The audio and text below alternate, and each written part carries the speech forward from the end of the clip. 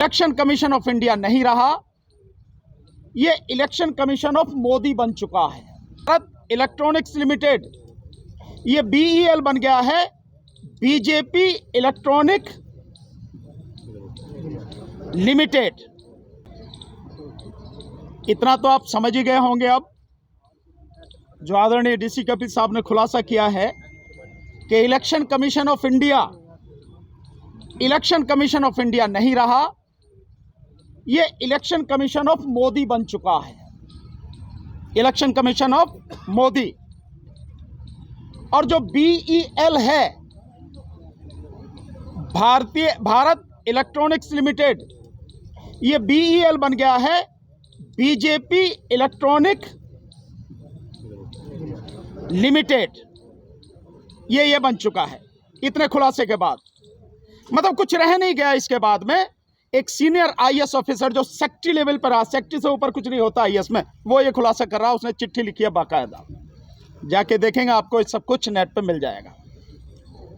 खैर, एक और बड़ा खुलासा हम लोग करेंगे, या तो 1 तारीख को या 3 तारीख को, जो भी डेट होगी आपको बताएंगे, और बताएंगे कि कितना बड़ा खुलासा है वो, और इलेक्शन कमीशन और बीजेपी किस तरह से मिले हुए हैं, और इस देश के लोगों के साथ, जो यहाँ के मतदाता हैं, उनके साथ कितना बड़ा धोखा कर रहे हैं, कितना घात कर रहे हैं उनके साथ में, उनकी पीठ में छुरा भोंक रहे हैं। वो खुलासा हम करेंगे बाकायदा, आपको सबूतों के साथ करेंगे। और वो सबूत जो खुद इलेक्शन कमीशन की वेबसाइट पर पड़े हैं, हमारा अपना कोई नहीं है, उसी के हैं, आपको बताएंगे सारा सब कुछ। अब मैं जो आना चाहता हूं आपके पास, देखिए, हम लोग यहां से कह के तो 3 दिन के लिए गए थे पंजाब, लेकिन हमें 4 दिन वहां रुकना पड़ा। 4 दिन हमारे लगे। और हमने पहले भी कहा था कि पूरा देश खड़ा होगा, और मैं विश्वास के साथ कह सकता हूं कि पूरा देश जब खड़ा होगा, इसमें सबसे पहले खड़े होने वाला अगर कोई प्रदेश होगा जिसमें ईवीएम लेके इलेक्शन कमीशन घुस नहीं पाएगा, वो प्रदेश होगा पंजाब। मैं क्यों कह रहा हूं आपको इस आधार पर कि मैं जब गया यहां से, तो पहली मीटिंग पटियाला में एक बहुत मजबूत साथी हैं जो एडवोकेट हैं, और बहुत ही लड़ने वाले, संघर्ष करने वाले साथी हैं, प्रभजीत पाल सिंह। वो हमारी टीम के, जो पंजाब की जो स्टेट की टीम है, उसके हमारे कोऑर्डिनेटर हैं। और वहां बहुत बड़ी संख्या में वकील, और साथ में किसान संगठन, जिसमें 2 संगठन बहुत मुख्य रूप से, एक कीर्ति किसान यूनियन, उसके जो लीगल सेल के साथी हैं रमिंदर पटियाला, वो उसमें उपस्थित थे। और एक इन सबको इकट्ठा करने में जिनकी बहुत बड़ी भूमिका थी, वो थे बूटा सिंह सादीपुर, जिनकी अखिल भारतीय किसान यूनियन सादीपुर जो है, वो उसमें शामिल थे।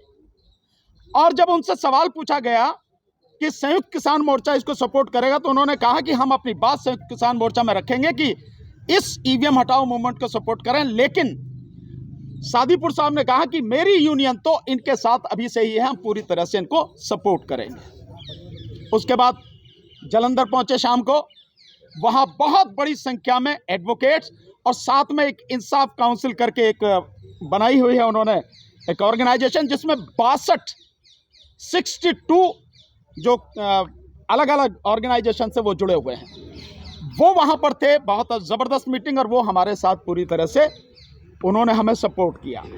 उसके बाद हम अगले दिन गए पठानकोट। तो आपने वीडियो देखी भी होंगी। पठानकोट में राजेवाल साहब के, जो आदरणीय बलबीर सिंह राजेवाल साहब, जो उनका भारतीय किसान यूनियन है, उसके साथी वहां पर थे। सादीपुर साहब की जो यूनियन है, उनके साथी थे। और ट्रैक्टर रैली में हम लोगों ने भाग लिया, और उनका पूरे पठानकोट से जितने भी वो हैं, उनका सपोर्ट हमें मिला। उसके बाद हम लोग गुरदासपुर आए। गुरदासपुर में एक बहुत बड़ा गुरुद्वारा है, बहुत बड़ा गुरुद्वारा है, और किसान मोर्चा में वो थे, उनका पूरा सपोर्ट हमें मिला है।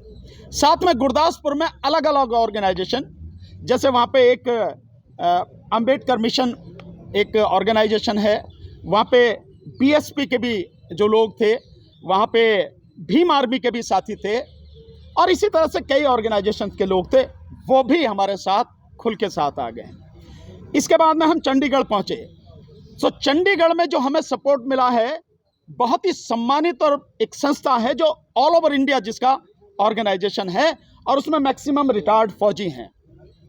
उस संस्था का नाम है केंद्रीय श्री गुरु सिंह सभा। इन्होंने बाकायदा चंडीगढ़ में वहाँ जहाँ इनके ऑर्गेनाइजेशन का इनका ऑफिस है, वहाँ पे हमारी मीटिंग कराई और पूरी तरह से इन्होंने हमें सपोर्ट किया।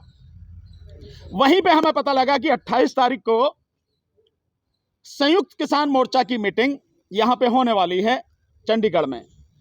तो इसलिए हम वहाँ रुके, लेकिन बाद में पता लगा कि वो शिफ्ट होगी लुधियाना। तो लुधियाना शिफ्ट जब हुई तो हम रास्ते में चंडीगढ़ से लुधियाना जाते हुए आदरणीय बलबीर सिंह राजेवाल साहब, उनका घर है समराला में, हम मिलते हुए समराला में वहाँ पहुँचे और बहुत ही सम्मान उन्होंने हमारा किया और उन्होंने कहा कि आप लोग देश को बचाने की लड़ाई लड़ रहे हैं, इससे बड़ी कोई लड़ाई हो नहीं सकती।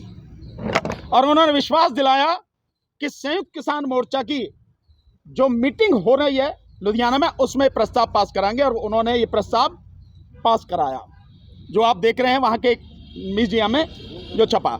उनसे मिलने के बाद मैं सीधा वहाँ गया था जहाँ पे लुधियाना में मीटिंग हो रही थी और उस मीटिंग में सभी जो किसान संगठन के लोग थे सब शामिल थे वहाँ पे, जो अलग अलग उनके जत्थेबंदी हैं।